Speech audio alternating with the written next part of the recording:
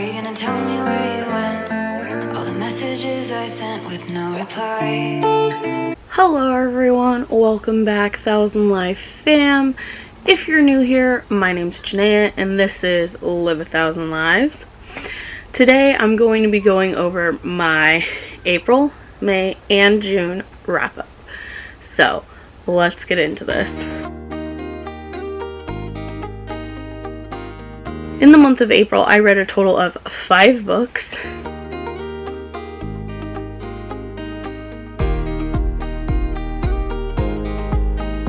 Black Magic by Greg Rucka and Nicola Scott. This is about a detective who is also a Wiccan, her struggles with that.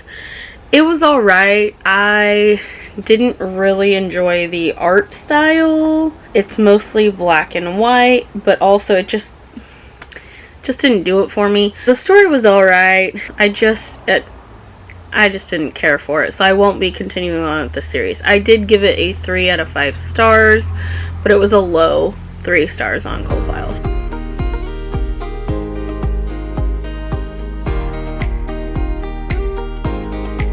The next book that I read in April was No Second Chances by Harlan Coben, and this book, oh my gosh, I absolutely adored this book. If you guys don't know, I love Harlan Coben. He's, like, in my opinion, the best mystery author ever. So this is about a man who was shot and wakes up to find his wife is dead and his 6-month-old daughter is missing. And there's a whole bunch of twists and turns and he's trying to find his daughter, and it was very, very good. I did not see it coming at all. It was real good. I gave this a 5 out of 5 stars. I highly recommend reading Harlan Coben if you like mysteries, thrillers. Not horror, but like mystery thrillers, suspense. I highly recommend.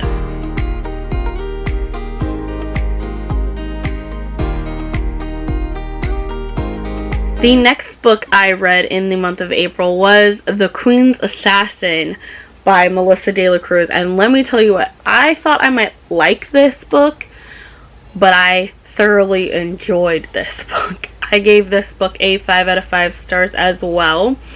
This is about a girl named Shadow who lives with her aunts in a village, and she's kind of like a peasant.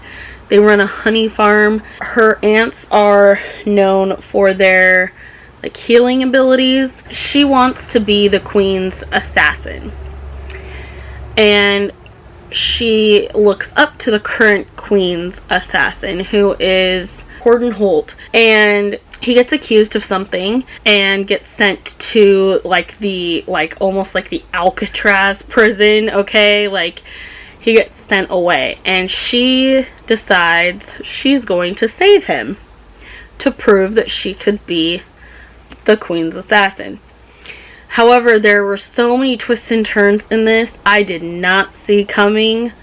Whew. I cannot wait for the sequel.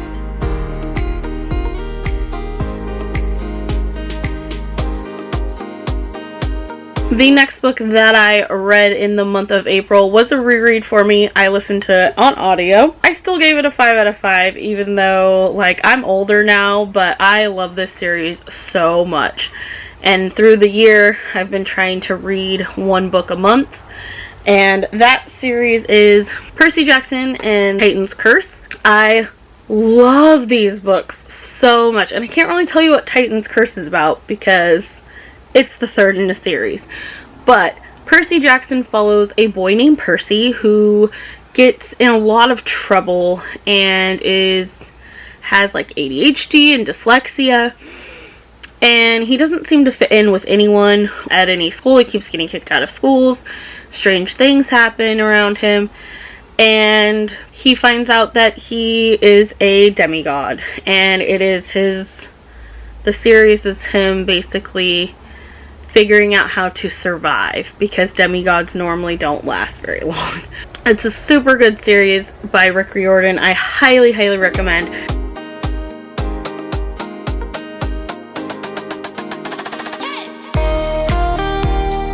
The last book that I managed to read in the month of April was Matilda, and I listened to this on audio. This is by Roald Dahl. I love the movie Matilda, but I had never read the books until this year. Or the book, not books, this book. And things are different. There were some things in the book that I was like, wait, no, that's not what happens, because I'd seen the movie. But I really liked the book. It was okay. I do think I like the movie better. And I don't know, Chuck, can you not?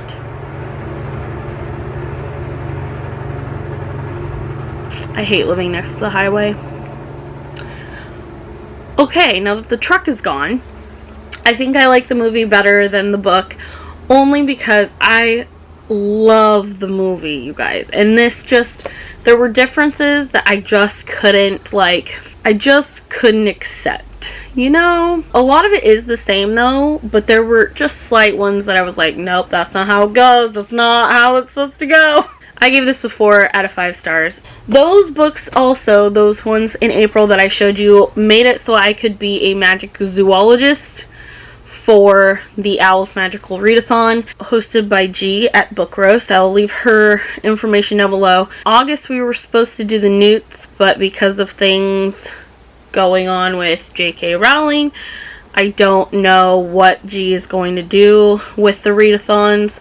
She's trying her hardest to please everyone, and I just want to say, G, if you're watching this, I support you.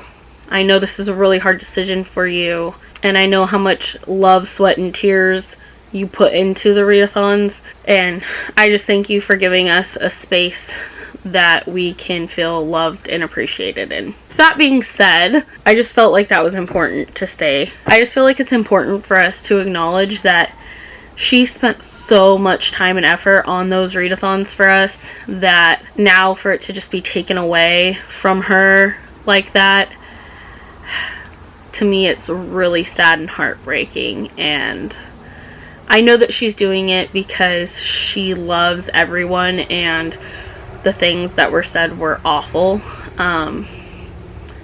But it is sad for her, like, you know, and for us too, that was a community for us where we felt comfortable, you know, and now it's being tainted, and it's annoying to me. But anyway, I'm gonna move on now, because otherwise I might start crying. May was my best reading month so far this year. I read 7 books, which I know, like, compared to some, like, that's nothing. They read like 22 books a month or something. But for me, that's really good. Like, 5 to 8, that's a good month for me. Especially because I think 2 months so far, I've only read like 3 books or 1 book. So for 5 to 8, it's pretty good. It's pretty good. The books I read in May: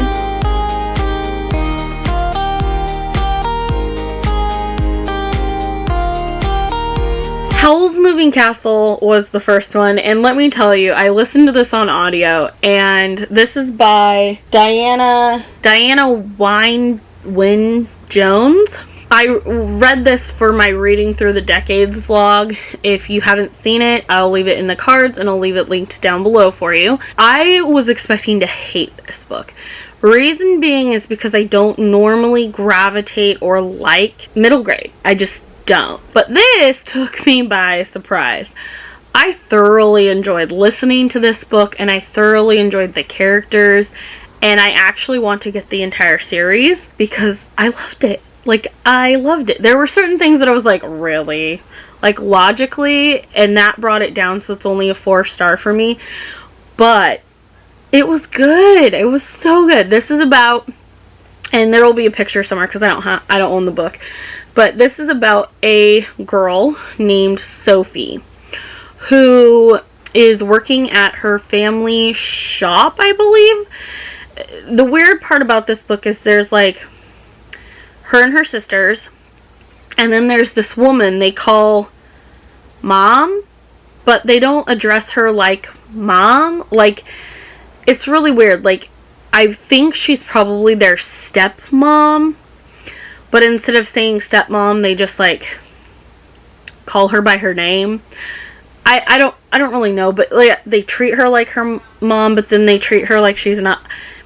It was really weird. That confused me. But she's working at this hat shop with her mom, and she ends up being left alone, and a witch comes in and accuses her of something and changes her into an old lady. Instead of saying, hey guys, this witch just turned me into an old lady, we need to figure out how to help me, she runs away from home because that's her only option. And she goes to this castle where Hal, this like evil wizard, is. Everyone thinks he's evil anyway. And she like infiltrates his castle.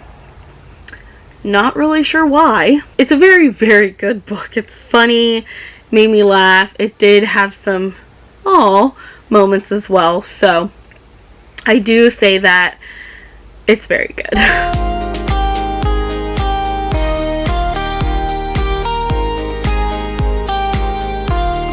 The next book that I read in the month of May was The One and Only Ivan by Catherine Applegate. This is also a middle grade. I read this for Believe-a-thon. I also read Howl's Moving Castle for Believe-a-thon. This, I was like, oh, this is going to be an easy read because it's so short. Like, the chapters are tiny, and it's like, that's it, you know? This is about a gorilla named Ivan and his friends who are in a mall-like circus. Or not kind of like a circus and zoo. And so people can shop, but then they can come and watch them perform, and they can like visit them at their cages. Ivan's basically been there his entire life. He has a friend who's an elephant and a friend who's a dog. Stella's the elephant and Bob is the dog. They also have a friend and a human girl, Julia, who Julia likes to draw the animals. And Ivan likes to draw as well. Julia has, there's like a crack in the bottom of his cage. And Julia slides him like art supplies. And he paints and he, draws and stuff like that. But this is about Ivan and his friends, and a new elephant, Ruby, gets brought in. Stella's leg is not doing well, and Stella's not doing well. So they find a new elephant in Ruby, and before Stella, gets taken away, she asks Ivan to protect Ruby. And that's basically what the story is about. How does Ivan protect Ruby? How do they get somewhere better, basically? It took me forever to read this, like almost the entire month, I think, or at least a couple weeks. I gave it a 3 out of 5 stars. It just wasn't for me.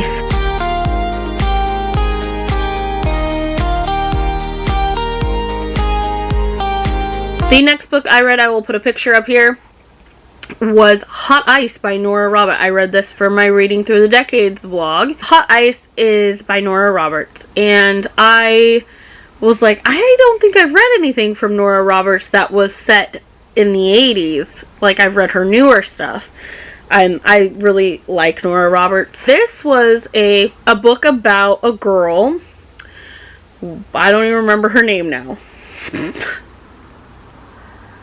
Anyway, it's a book about a girl who's a rich girl in New York City, and her car gets hijacked by this guy who then kidnaps her, and they form this weird friendship bond over her being kidnapped by him. And they are hunting, they're being chased by the mob, number one. And they're hunting a treasure. So there's like all this action and stuff, and you think that because she's a rich girl, and at first you think she's real ditzy, like it comes across like she is an idiot, okay? I mean, number one, she's following this guy blindly. She has no idea who he is, and she's like, let me be your partner. Really? Really? You're gonna get kidnapped and then you're gonna want to be his partner? No. So logic was a little weird for me. However, enjoyment was like a 10. Like, I loved this book. And I just think Nora Roberts sometimes can do no wrong. I gave it a 5 out of 5 stars. Like, what? It was good.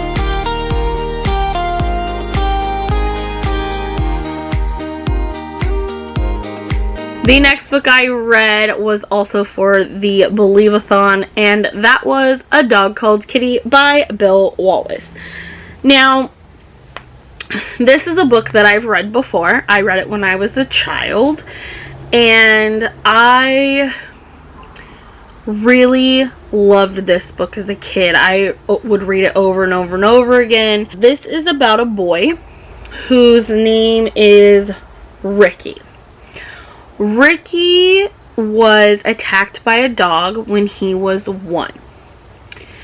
And he is terrified of dogs. The thing that I found interesting about Ricky and being terrified by dogs is in the book, Bill Wallace writes an inner monologue with Ricky and says, I don't remember, Ricky's literally like trying to figure out why he's afraid of dogs. And he literally says, I don't remember being bitten by the dog. I don't remember the pain I was in. He remembers people freaking out. So then because he's like, I think he's actually having a conversation with his friend at the time, and his friend's like, well, how do you know you're even afraid of the dog then? You don't remember, but you're remembering your mom freaking out, and that scared you. So did his mom's fear of him being hurt lead to him being afraid of dogs, basically?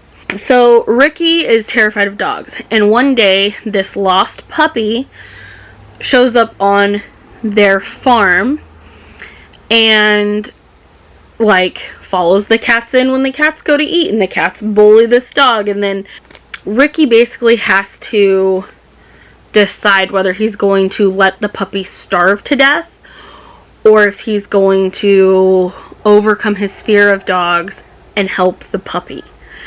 And it is so good, you guys. Like, I know it sounds like pretty basic, whatever, but oh my gosh, I bawled my eyes out. And I didn't think I would, because I know what happens. Like, I've read this book before, multiple times. So not only does this book deal with trauma with a child and an animal, and it deals with animal trauma. There's a lot of abused animals getting left around their farm, so trigger warning for that. But there's also a scene where in this book where a tragedy happens with Ricky's father, like not to Ricky's father, but to Ricky's father's sister, so to Ricky's aunt. There's a huge tragedy that happens, and Ricky's father has to go away for I think in the book he's gone for about a month, and his mom, who's never had to do any of the farm work before, has to take up the role of their dad and be a single mom, basically, while his dad is away taking care of his sister. And it got to me because the mom is trying her best. She is frustrated. She is, they have cows who are going to deliver babies anytime. They're praying that the cows don't deliver until dad is back. But, of course, that's not going to happen. And something tragic, while the dad is gone, tragic happens to Ricky and the puppy. So, there's a lot of trauma in this book. And I feel like Bill really shows you that you can overcome trauma and still be happy. And it's just really, really good. And it's short, you guys. I recommend picking it up if you haven't already. I gave it a 4 out of 5 stars. The reason I give it a 4 out of 5 stars is because there were a couple points when I was like, oh my gosh, come on, get on with the story. You know what I mean? But other than that, it was really good. With middle grade, I get bored. So it's not the book's fault, it's mine. Sometimes I get bored with middle grades. Because it's like, it's meant for people way younger than me. And so sometimes it bores me. But it was really good.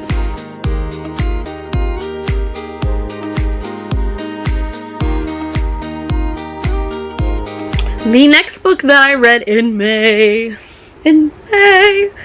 was, and is probably one of my favorites now, like of all time. And that is There's Something About Sweetie by Sandhya Menon. I have discovered and realized now that she is one of my favorite contemporary authors ever. Every time I read her books, I smile, I laugh, I cry, I can see it all happening, and I feel like I'm there with them. Sweetie was really, really good for me to see because she's a plus size main character, and I'm a plus size girl. I always have been, and I always used to think that the reason people didn't write about fat people is because they're disgusted by fat people.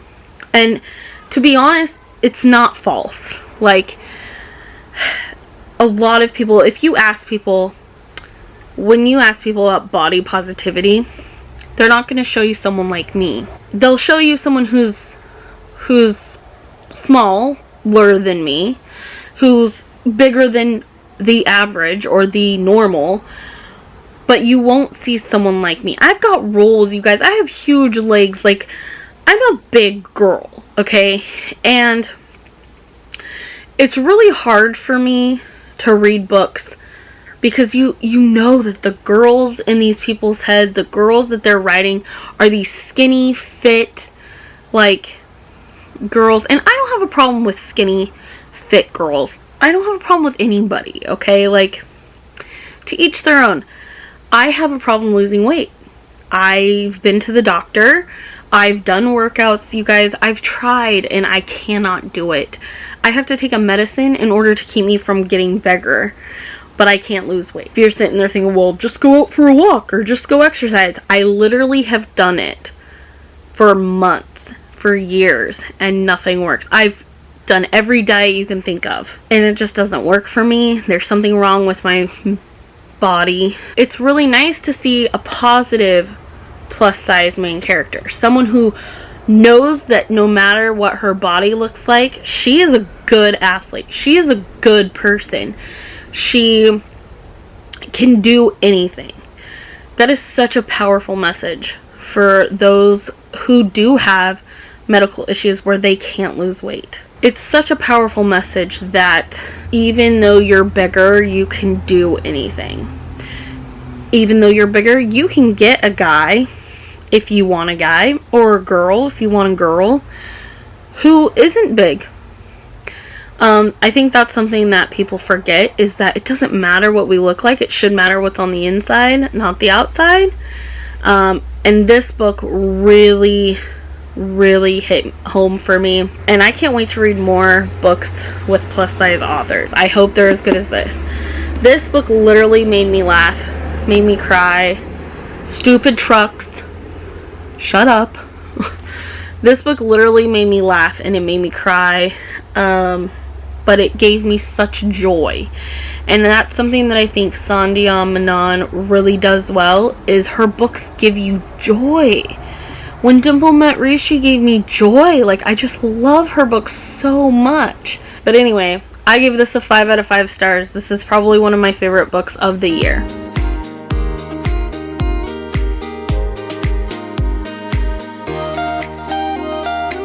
The next book that I read in the month of May, finally, you guys are going to be like, you're finally on that bandwagon now, is A Court of Thorns and Roses, you guys, by Sarah J. Maas. I give this a 5 out of 5 stars. Yep, I did it. I read it. I loved it. And I am in the middle of the second one now. I loved this book so much. So good. If you don't know what this is about a 19-year-old. I didn't realize she was 19. Her name's Freya, and she goes hunting to provide for her family because they're poor and her dad is disabled and they are starving. So she goes to find food in the forest and she kills a wolf who is actually a fae. And her punishment is she has to go live with the fae. This book, whoo, holy crap. This is a young adult book, my butt, okay? Like, for real, this should not be young adult, in my opinion. This is new adult, because there is some sexual things in here, but there's also some gore. I'm not a gore person at all, and the gore in this, you guys, I almost couldn't read it, but it is so good. Highly, highly recommend.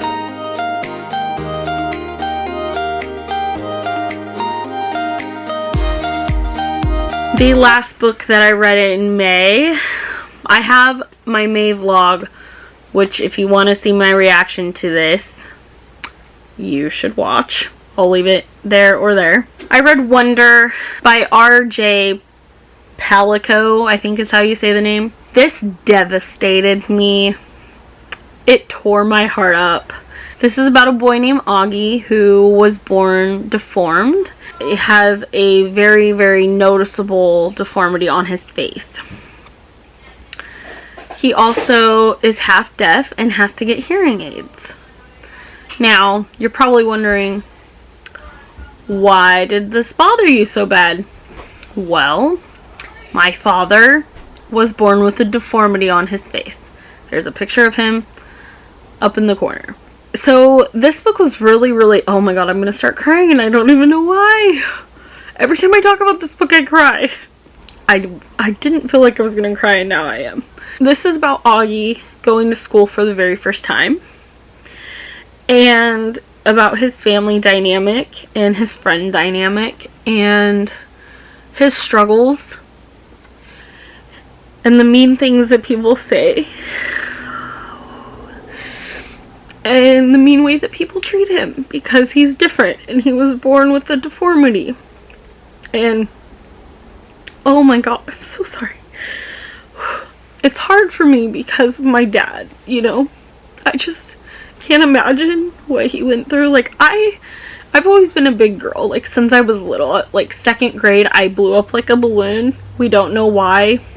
And I just have never been able to get it under control. But I was never picked on. Ever. I know that seems weird. Like, most big people are picked on. But I wasn't. I was the one people stayed away from. I was pretty blunt and honest and kind of like what my dad calls a bull in a china shop. Like, you mess with me and you're gonna get the horns, basically. Like, it's just how I am. But I can imagine, like, my dad was a small kid. He wasn't big. He is now. But he wasn't as a kid. He was tiny. And I can just imagine him being picked on. And it's just really hard to read. And then Augie has to get hearing aids.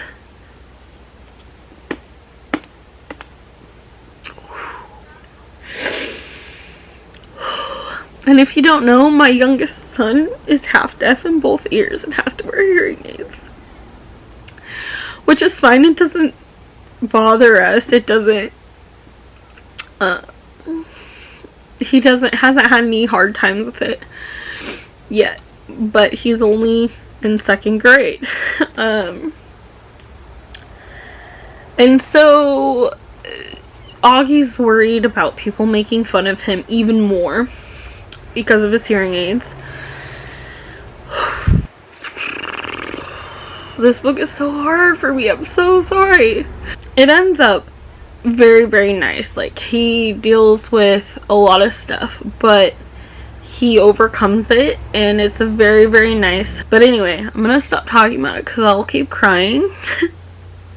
I don't want to do that. That wasn't my intent. I gave it a 5 out of 5 stars because it did pull a lot of emotions from me, and it always will. And I'll remember it forever. So that's what I read in May. I didn't get to finish the Believe-a-thon, Read-a-thon. I still had one more book or 2 more books I had to finish, and I just couldn't. But I did really well. I read 7 books. So now we're gonna go to June. June was a hard one for me. I'm gonna be honest. June was a really hard month for me.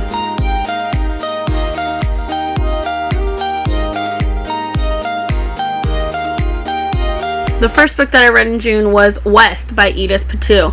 West is a continuation of East. It is a sequel. It's not a companion. It follows Rose, who was in the first one. Rose, well, I can't tell you what this is about, but in East, Rose is kind of like a Court of Mist or Court of Thorns and Roses. Rose is approached by a white bear when she's very young, and he just watches her. And then eventually she's like probably like 16 or 17, maybe 18. The white bear comes and takes her away and promises that her sister, who is sick, will be healed and the family's poverty will be replaced with riches. And so she, being herself, goes with the bear. She realizes that there's something not right with the bear, obviously. Bears can't talk, so why is he talking? There's a curse, and she has to figure out how to break it. This is the sequel to that. I gave this a 5 out of 5 stars. I think I might like this better than East, which is saying a lot. So I highly recommend picking up East and West. Or East is now also called North Child.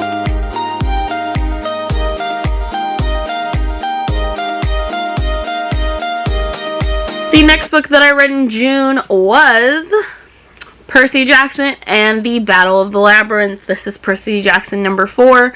I already told you what Percy Jackson's about, so I'm not going to go into it. I gave this a 5 out of 5 stars. This is probably one of my favorite in the original Percy Jackson 5 books. Loved this, listened to it on audio. The guy who does the audiobooks for these, he's amazing. Check him out.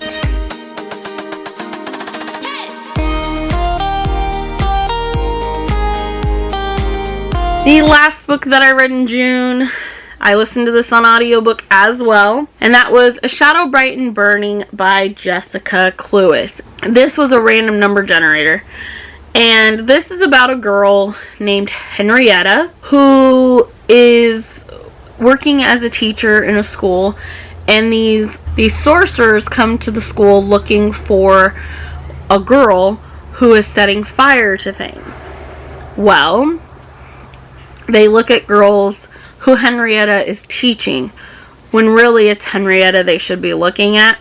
She ends up revealing herself, and she ends up going with the sorcerers to train, because the prophecy says that a woman sorcerer will save them all. I thought I was going to really love this, and I listened to it on audio, and it's not that I don't like it, it's just there were some times when I was like, huh? What? Who is who here? And I wonder if it's because I was listening to it while playing Animal Crossing. So I may have to go and read this book, but for now I give it a 3 out of 5 stars.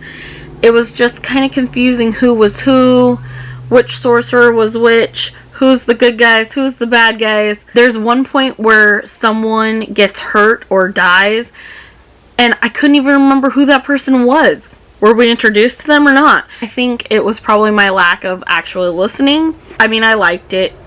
It was fine. I obviously need to reread it, but I will reread it, so therefore it was interesting, held my interest. 3 out of 5 for now. Those are the books I read in April, May, and June. Please leave me a comment down below. Let me know if you've read any of these books or not, what you thought of them. I would love to know. If you would like to join me on any other social media platform and be my friend, please look in the description box for all of my social media links. You can find them there. My Amazon wishlist is listed below if you would like to send me a surprise. You do not have to.